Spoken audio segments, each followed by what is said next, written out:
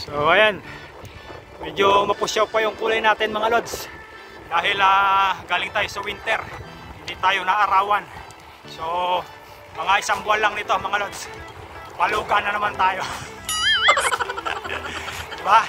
Totoo yung sinasabi nila na nakakapogi ang winter mga lods. Sana all. Diba? Dahil hindi tayo nasinaga ng araw.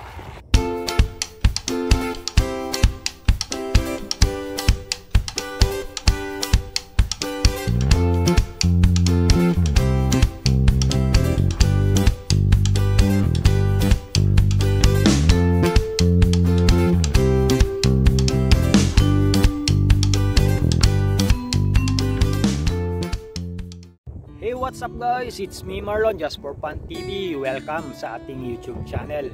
So sabit tayo mga lods ng isang maikling vlog. Pauwi na tayo galing sa rota natin.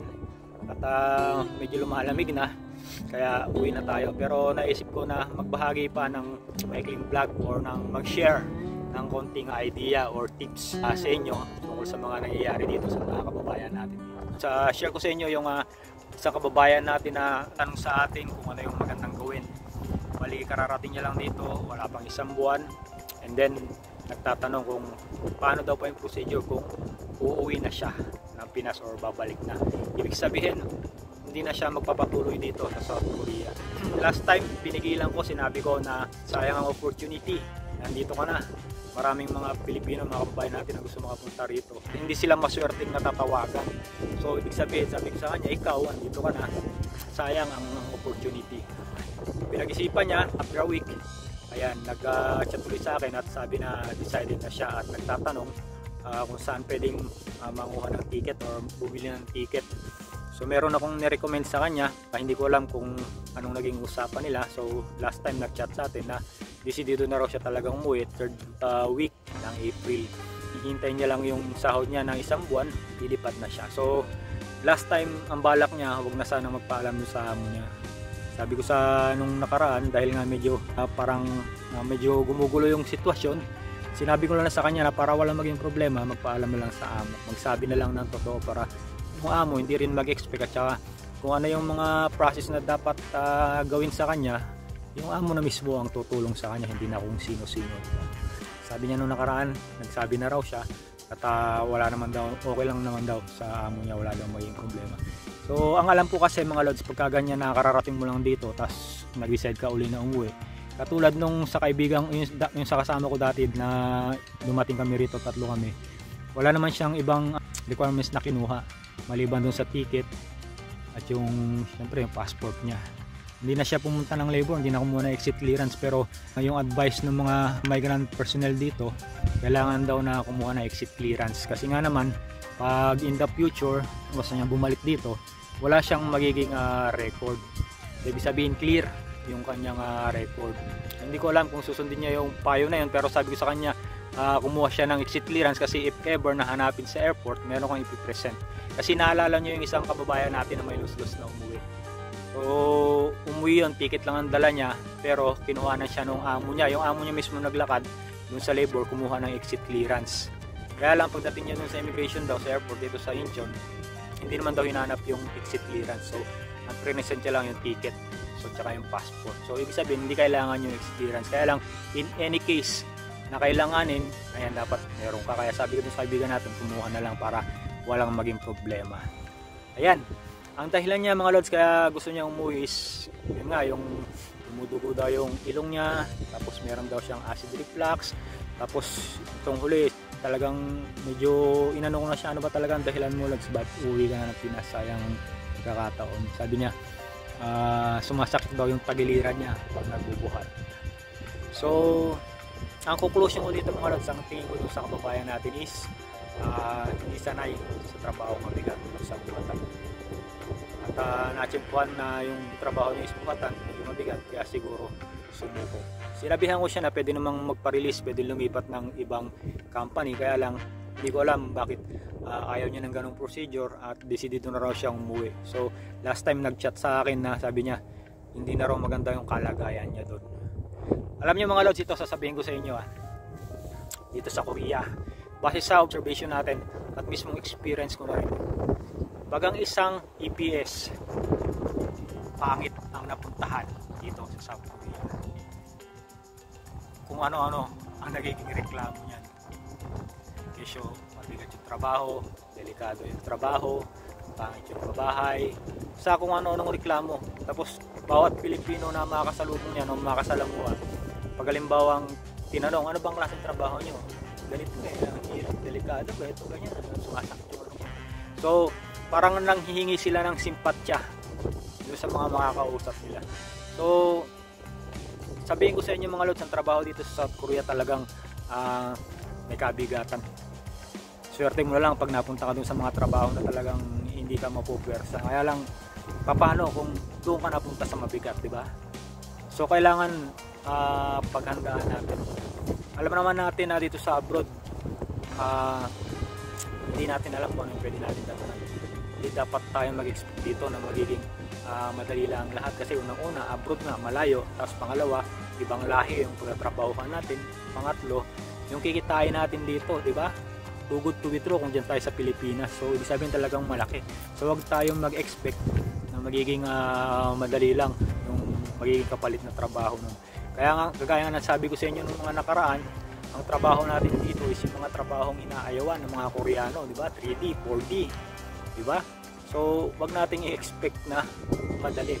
Wag nating asahan na ang Korea, o wag natin isipin na ang Korea is easy job, easy money.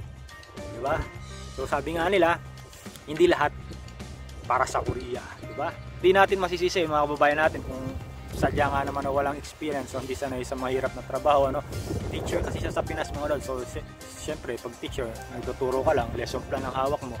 Tapos office work, tutuusin. So hindi siya manual work, hindi siya sa buhatan o ano man. Kaya siguro sumuko yung kababayan natin. Pero ako siguro kung napuntahan nyo yung medyo madali na trabaho, like yung mga satchel, yung magkukumsa ka lang, magku-quality control ka lang, tapos pupujang mo o ilalagay mo sa box yung mga product na maliliit, ganyan, trabahong babae, siguro magtatagal yun si kabayan. Kaya lang buhatan ng napuntahan niya, kaya nagreklamo. So ganyan mga lods, ang mga kababayan natin dito pagka mahirap ang napuntahan, talagang todo ang reklamo. Pero samantalang nung nasa Pilipinas, fighting sabi. Samantalang nung nasa Pilipinas, fighting, di ba? Kakayanin lahat. Tapos pagdating dito, kakayanin pala yung isang buwan, uwi na. So, ganyan mga lods. Yung iba kasi sumobra yung expectation nila, o mali yung expectation nila. Inasahan nila na rito sa Korea is madali o smooth lang lahat. So madaling kikitain yung 80,000 or 100,000 pesos. Hindi nila naisip na what if kung yung trabaho mapupuntahan nila rito is talagang mahirap. Yung buhatan na trabaho na yan, simple pa lang yan mga lods. Sa ibang mga kababayan natin dito na nagtatrabaho sa mga punawan ng bakal, napakaiinit nun mga lods. Tapos yung mga press machine na malalaki, delikado yun. Pag naipit yung mga kamay mo nun, putol. Tapos yung mga malalaking molde mga lods, may mga instances na rito ng mga foreign worker na naiipit ng molde, diba? Isipin mo yan, bakal, dalawa, tapos sa gitna ka, sandwich ka na, mabubuhay ka pa ba na, diba? So maswerte pa yung mga kababayan natin na napupunta sa mga buhatan lang, or dun sa mga ano lang, sa mga madaling trabaho. Pero kung doon ka napunta sa mga katulad ng ganon, ewan ko lang kung anong mangyayari. So yan lang mga lods, may share ko sa inyo ngayong araw. Ayan, share ko lang sa inyo yung ano natin, experience ng kababayan natin, para magkaroon kayo ng reference mga lods, yung mga pupunta rito na huwag kayong mag-expect ng ganong kadali, na magiging madali yung mga magiging nyo rito. So kung maayos man yung mapuntahan nyo rito at madali, thanks God, diba? Kung mahirap, at least naka-prepare na kayo, hindi kayo basta-basta bibigay, diba? So ayan, share ko yung ano natin mga lods, yung isa sa mga hobby natin dito sa South Korea. Dito sa Korea mga lods, malaya tayong gawin kung ano yung mga gusto natin. Pwede tayong mag-bike, cycling, pwede tayong mag-hiking, trekking, ayan, paragliding, yung parachute. Hindi ko inaasahan na mararanasan ko dito kasi alam ko mga pangmayaman na pangmayaman na activities, di ba? So naranasan ko rito sa South Korea sa murang halaga lang, di ba? So marami tayong mga pwedeng maging experience dito sa South Korea na magaganda. na pwede nating ituring na kumbaga parang once in a lifetime experience. So lahat ng mga experience ko rito mga lods, iti-treasure ko to hanggang sa pagtanda ko, hanggang sa makauwi ako dyan sa Pilipinas, kasi ito lang naman Korea nag-iisang bansa na napuntahan ko di ba? Wala na akong ibang bansa na napuntahan. So siguro yung mga memories ko rito, kung mauwi man ako dyan sa Pilipinas, ikukwento ko doon sa mga magiging apo ko, di ba? Kung sakali man naabutin pa ako na magkaroon ng apo. So masarap ito sa Korea mga lods, masarap.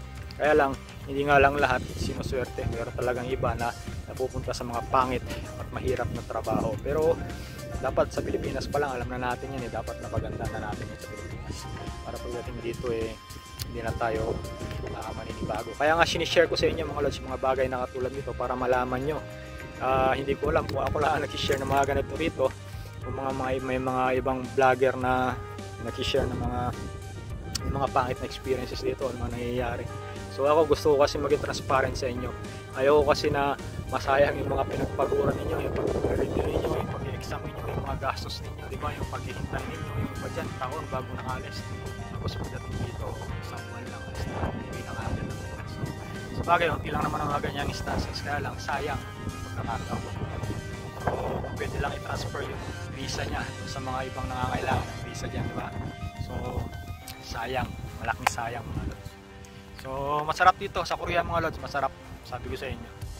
Bukod sa klima, siyempre bukod sa sahod, number one yun, malaki ang sahod dito. So, pero hindi lahat hindi lahat malalaki, merong mga basic lang. So magagandang pasyalan, masarap na pagkain, ayan. So lahat ng luho pwede natin gawin dito.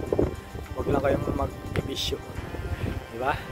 So para hindi masira yung goal ninyo, yung kailan ninyo kumain kayo ng punta rito. So kaya lang mga lods, may share ko sa inyo. Uwi na tayo, malamig na, lakas ng hangin. So tara!